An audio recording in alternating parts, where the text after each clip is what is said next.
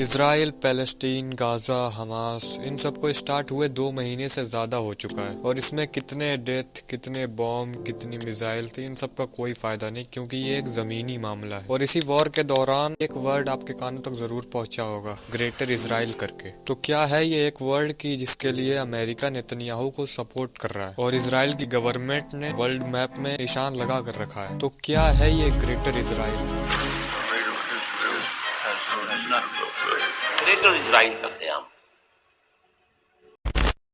तो सबसे पहले आपको ये जानना जरूरी है कि ग्रेटर इसराइल ये वर्ड एक्सप्रेशन है इजराइलिस लोगों का, जो कि बाइबल में भी इस चीज का हिंट मिलता है और इस्लाम रिलीजन के हदीस में भी ग्रेटर इसराइल के बारे में लिखा गया है, जिसे इस्लामिक स्कॉलर डॉक्टर इसरार अहमद ने भी एक्सप्लेन करा है। तो ये ग्रेटर इसराइल से इजराइलिस 1000 साल पहले अपने किंगडम ऑफ इसराइल के सेकेंड किंग डेविड को देखते हैं, जो कि इन्होंने 10th सेंचुरी में इसराइल को जीता था गोलियत करके दूसरे राजा से। और इनके बारे में ये भी लिखा जाता है कि इन्हें गॉड हेल्प करते हैं ये फाइट जीतने के लिए बिना किसी तलवार और कवच के। और इन्होंने इसराइल समेत 7 कंट्रीज के कुछ पार्ट्स को जीत लिया था उस फाइट के बाद। और उसी टाइम पे जितने एरियाज को जीता था डेविड ने, उन्हीं सब कंट्रीज के पार्ट्स को आज ग्रेटर इसराइल के मैप का हिस्सा बताया जाता है। और ये जो बाइबल के अकॉर्डिंग डेविड है, इन्हें इस्लाम रिलीजन में प्रोफेट दाऊद भी बोला जाता है, जिन्हें कुरान में 16 बार मेंशन किया गया है। अब इन सब जगहों पे डेविड या दाऊद के शासन करने के बाद इनके बेटों के पास सत्ता आ जाती है और इनके थे 19 बेटे, लेकिन उनमें से सिर्फ एक का नाम ज्यादा जगहों पे मेंशन करा जाता है, जो बाइबल के अकॉर्डिंग सोलोमन है और इस्लाम के हिसाब से ये प्रोफेट सुलेमान है।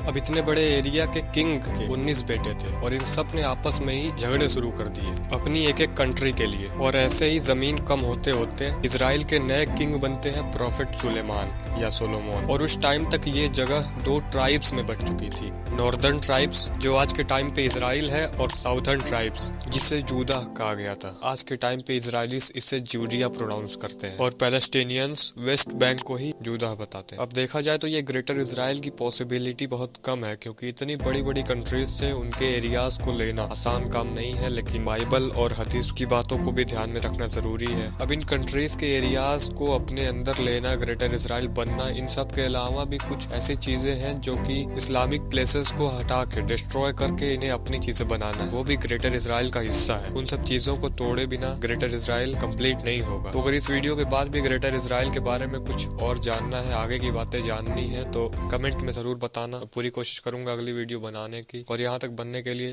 धन्यवाद। चैनल को सब्सक्राइब कर लेना।